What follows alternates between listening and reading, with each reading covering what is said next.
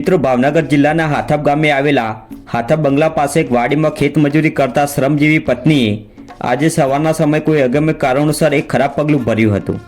તેણે સૌપ્રથમ તેના ઘરમાં મૂકેલ કોઈ જ્વલનશીલ પ્રવાહી બે દીકરીઓ પર સાટીને આગ ચાપી દીધી હતી। એમાં મહિલા તથા તેની બે દીકરીઓ ભડભડ સળગી ઉઠી હતી।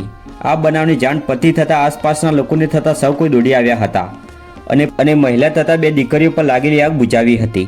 ત્યારબાદ તાત્કાલિક સારવાર માટે તેમને સૌપ્રથમ કોડિયાક CHC સેન્ટર લઈ જવામાં આવ્યા હતા, જ્યાં પ્રાથમિક સારવાર બાદ વધુ સારવાર માટે ભાવનગર સરટી હોસ્પિટલમાં લઈ જવામાં આવ્યા હતા। માતા તથા તેની બે દીકરીઓ અહીં ICUમાં સારવાર આપવામાં આવી રહી છે।